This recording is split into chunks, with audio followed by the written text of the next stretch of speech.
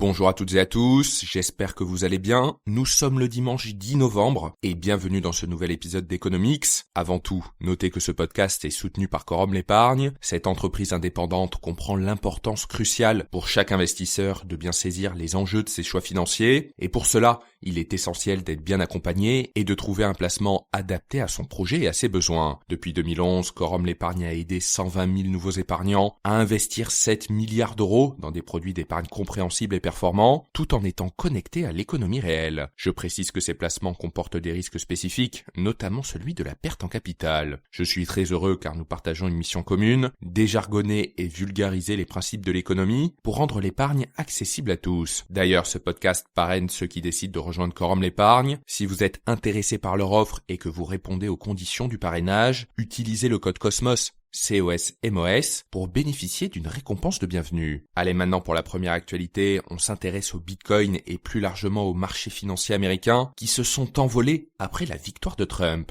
Alors le candidat républicain est officiellement de retour à la Maison-Blanche en ayant remporté les swing states, là où les électeurs étaient indécis. De nombreuses personnalités, dont Emmanuel Macron, ont félicité Trump pour sa présidence et ce résultat a visiblement été très bien accueilli sur les marchés financiers. On retrouve notamment le Bitcoin qui a enregistré un nouveau record historique à plus de 77 000 $ et est en hausse de plus de 82% depuis le début de l'année. En fait, Trump s'est engagé durant la campagne à faire des États-Unis, je cite, « la capitale mondiale du Bitcoin et des crypto-monnaies », avec un cadre réglementaire extrêmement assoupli, contrairement à l'administration Biden, qui se montrait beaucoup plus réticente sur le sujet. Et aux États-Unis, le S&P 500, qui est le principal indice boursier, qui réunit les 500 plus grandes sociétés américaines cotées en bourse, est en hausse de plus de 4,72% depuis le début de la semaine. Le dollar américain a aussi bondi de 1,5%, ce qui représente sa plus forte hausse depuis mars 2020, date du début de la pandémie. Alors plus largement, cette hausse s'explique, pour faire simple, par la volonté de Trump de réduire les importations des autres pays, ce qui réduit donc la demande des États-Unis pour les devises étrangères, et donc les investisseurs anticipent une augmentation de la valeur du dollar. Et à court terme, pour un bon nombre d'économistes et d'investisseurs, les promesses de Trump de réduire l'impôt sur les sociétés, d'assouplir les politiques fiscales et d'abaisser les réglementations sont susceptibles de stimuler les liquidités et de profiter au marché boursier.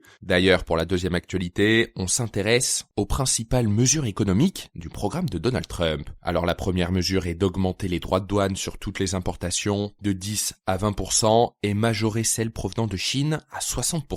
Et en fait, cette politique entraînerait, selon Bernard Yaros, économiste pour Oxford Economics, une hausse de 0,6 points de pourcentage de l'inflation. Une autre mesure est de baisser l'impôt des sociétés de 21% à 15% pour favoriser l'industrie du sol américain. Il a également pour ambition de relocaliser certaines industries et forcer des entreprises à ne plus délocaliser leur emploi s'ils veulent continuer de coopérer avec le gouvernement fédéral. Par ailleurs, le grand moyen selon lui de faire des économies est de réduire drastiquement l'immigration, qu'il tient pour responsable de l'augmentation du coût du logement, de celui de l'éducation et de celui de la santé. Il compte notamment renvoyer plus de 10 millions d'immigrants sans papier et de reprendre la construction du mur qui sépare les États-Unis du Mexique. Par ailleurs, Donald Trump a annoncé vouloir diviser par 2 les prix de l'énergie en augmentant la production locale de gaz et de pétrole. Il veut notamment intensifier les forages en Arctique pour augmenter les stocks de pétrole. Il prévoit aussi de lever les restrictions sur la production de pétrole, de charbon et de gaz, notamment afin de favoriser les énergies fossiles qui sont selon lui indispensables à l'indépendance énergétique des États-Unis. Et selon une analyse du Penn Wharton Budget Model,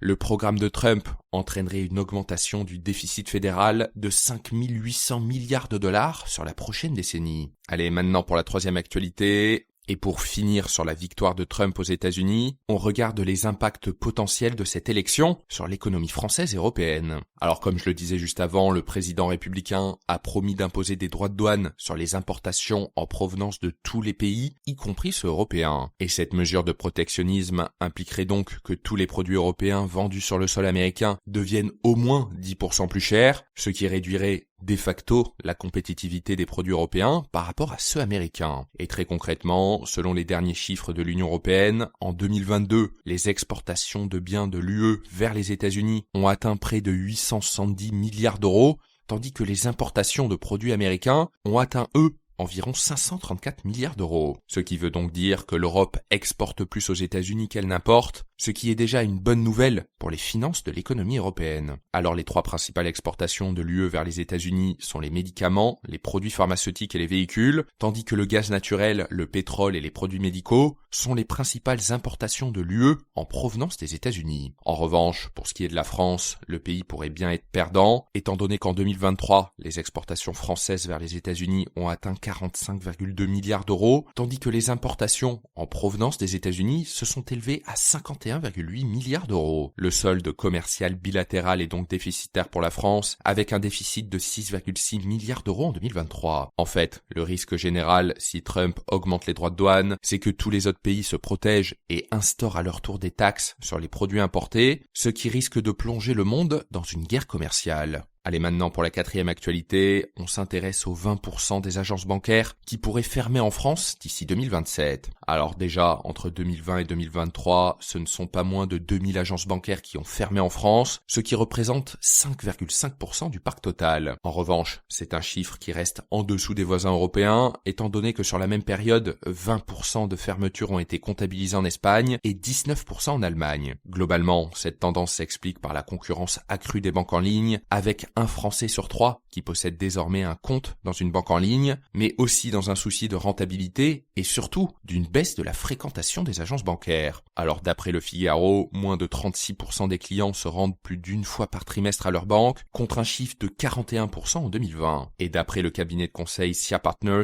les fermetures d'agences pourraient concerner entre 8 et 20% du parc d'ici à 2027, ce qui représente entre 2700 et 6700 agences. Et toujours selon le cabinet, la Société Générale est particulièrement concernée, avec une estimation de fermeture de 32% de ses points de vente. La France reste néanmoins le pays ayant le plus de points de vente bancaires dans la zone euro, avec 492 agences pour 1 million d'habitants fin 2023, contre 231 en Allemagne et 371 en Espagne. Mais ces fermetures s'accompagnent aussi de la suppression des distributeurs automatiques de billets, ce qui est très problématique dans les zones rurales. Et pour la dernière actualité, on s'intéresse aux dernières annonces du ministre de la fonction publique, Guillaume Kasbarian, qui a expliqué qu'il n'y aurait ni d'augmentation ni de prime pour les fonctionnaires en 2024. Alors en fait, le ministre a confirmé le gel de la valeur du point d'indice, qui est en fait le mécanisme qui sert à calculer le salaire de base des fonctionnaires. Et depuis le 1er juillet 2023, cette valeur mensuelle est fixée à 4,92 €. Et pour bien comprendre, il faut savoir que le traitement brut mensuel d'un fonctionnaire est déterminé en multipliant cette valeur par son indice majoré, qui dépend donc de son grade, de son échelon et de son ancienneté. Et par exemple, pour un indice majoré de 500, le calcul serait de 500 multiplié par 4,92 €, ce qui correspond à 2460 € bruts par mois. Par ailleurs, le ministre a également annoncé la suspension d'une prime pour le pouvoir d'achat des agents publics, qui est la garantie individuelle du pouvoir d'achat et qui est en fait une somme normalement destinée à compenser l'inflation. Là encore, le montant est calculé individuellement en fonction de l'évolution du traitement indiciaire brut de chaque agent, mais cette année, elle ne sera donc pas versée, étant donné que Guillaume Kasbarian a déclaré au micro de RMC, je cite, « Le contexte budgétaire ne nous permet pas cette année d'augmenter le point d'indice et il nous permet pas non plus d'augmenter et de verser la prime JPA. » Merci énormément d'avoir écouté ce podcast. Pensez à mettre une note sur la plateforme sur laquelle vous l'écoutez. Ça m'aide énormément à être mieux référencé. Merci beaucoup et on se retrouve la semaine prochaine pour un nouveau tour d'horizon.